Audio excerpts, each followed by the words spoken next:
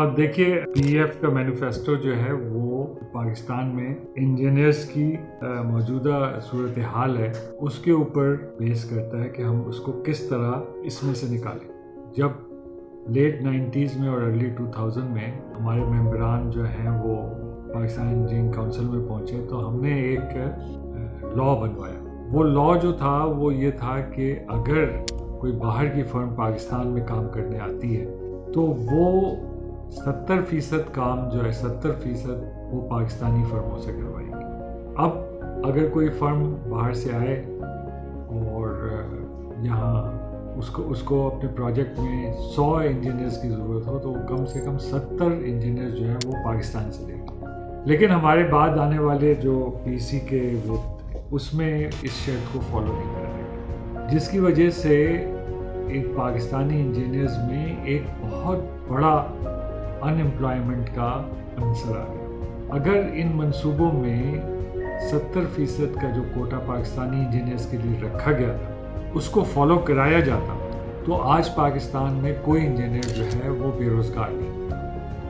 تو ایک تو ہمارا جو 70% کا کوٹا ہے وہ ہم ریوائیو کروائیں. دوسرا جو سب سے بڑا مسئلہ ہے، ہمارے ساتھ جب انجینئرز بیٹھے ہیں، آپ کسی بھی محفل میں کسی بھی انجینئر سے پوچھیں، چاہے اس کی ایکسپیرینس 10 سال ہو یا 20 سال ہو یا 40 سال ہو، اس سے پوچھیں کہ آپ کے بیچ کے کتنے فیصد لوگ اس ملک میں ہیں اور کتنے فیصد اس ملک سے جا چکے ہیں.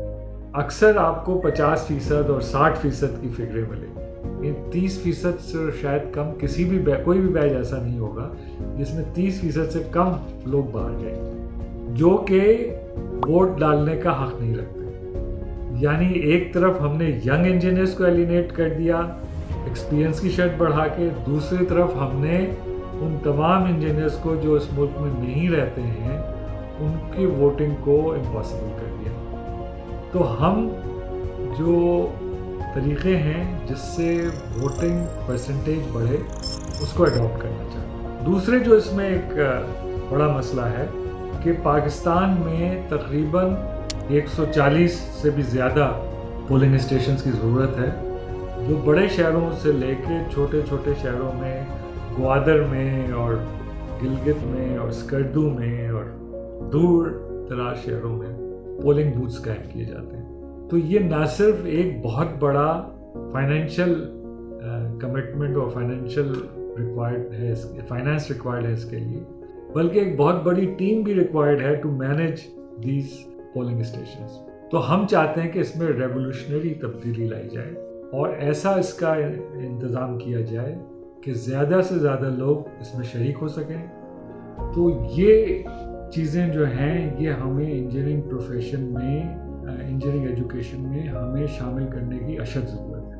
تو ہم اگر منتخب ہو کے آئے تو ہم ان چیزوں کو ری ویمپ کریں گے جو انجینئرنگ ایجوکیشن ہے اور اس کو نئے زمانے کے تقاضے اس کے تحت اس کو ہم لے کے آئیں گے انشاءاللہ. دیکھیے جو پاکستان انجینئرنگ کونسل ہے وہ کیا چیز ہے؟ اگر آسان الفاظ میں سوچا ہے تو وہ انجینئرز کی نیشنل اسمبلی. جس طرح پاکستان کی نیشنل اسمبلی پاکستان کے لیے قوانین بناتی ہے، اسی طرح جو پاکستان انجینئرنگ کونسل ہے اس کی یہ اسمبلی جو ہے وہ انجینئرنگ کے قوانین بنانے کے لیے خود مختار ہے.